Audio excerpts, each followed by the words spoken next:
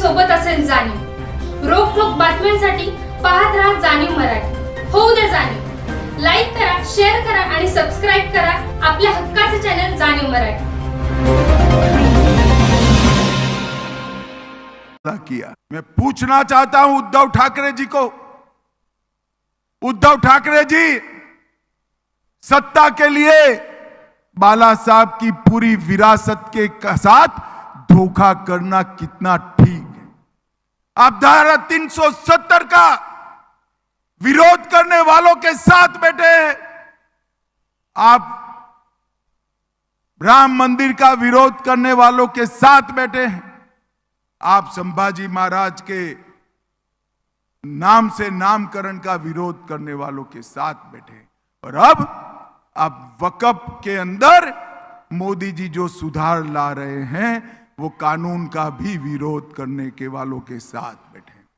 मुझे बताओ कराड़ वालों, कांग्रेस सरकार ने वक्फ कानून को बदलकर इसके अंदर एकाधिकार वक्फ बोर्ड को दे दिया, जिसका दुरुपयोग होता है।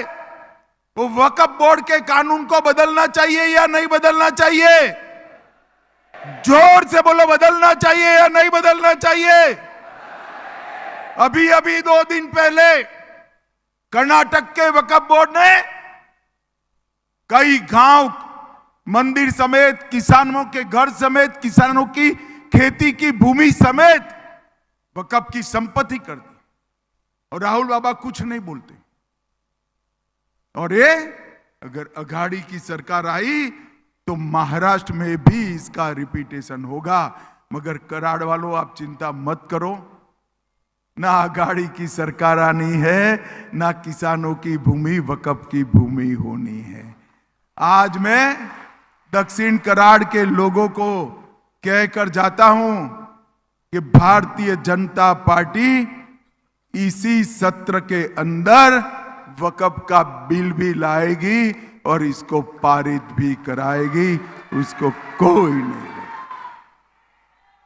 भाइयों बहनों, मोदी जी ने समृद्ध भारत का वादा देश की जनता के सामने किया है, और समृद्ध भारत तभी बन सकता है कि भारत के राज्य समृद्ध बने।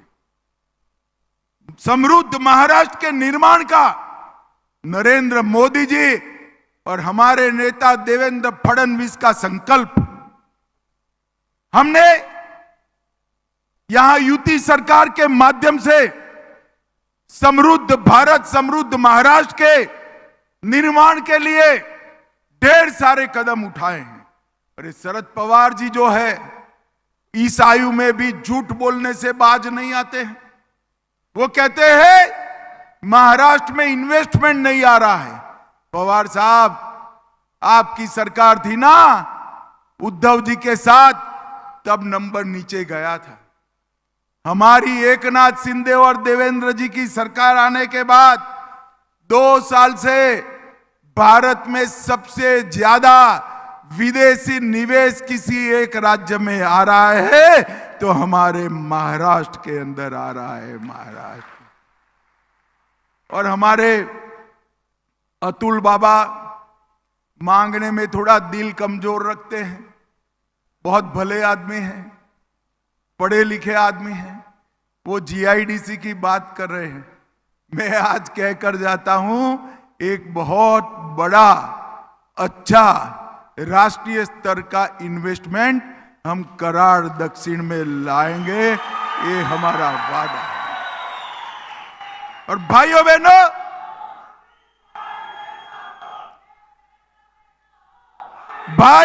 भाइयों बहनों, बस भाइयों बहनों, नरेंद्र मोदी जी ने पूरे महाराष्ट्र के विकास के लिए एकनाथ जी और देवेंद्र जी के साथ मिलकर सड़कों का जाला बनाया। समृद्धि राजमार्ग, मुंबई कोस्टल रोड, अटल सेतु, पुणे, मुंबई, नागपुर में मेट्रो, देवेंद्र जी ने जलयुक्त शिवार बनाए, कृष्णा भीमा स्थिरीकरण का काम किया, तेंबू मैसल जैसी योजनाओं को भी आगे बढ़ाया। मैं पवार साहब को पूछना चाहता हूं कि आप एक भी काम बता दीजिए जो अघाड़ी की सरकार में हुआ था। मेरा कराड़ वालों से अपील है, जिस प्रकार से महाराष्ट्र का विकास हो रहा है, कराड़ के युवा ऑनलाइन जाए और पूरे देश के विकास के साथ इसकी तुलना करे। सबसे तेज विकास मोदी जी के शासन में, देवेंद्र के शासन में अगर कहीं हो रहा है तो हमारे महाराष्ट्र के अंदर हो रहा है मित्रों, महाराष्ट्र। मैं उद्धव ठाकरे के जी को भी कहने आया हूं, हिंदुत्व को पाखंड कहने वाले लोगों के साथ आप बैठे उद्धव जी।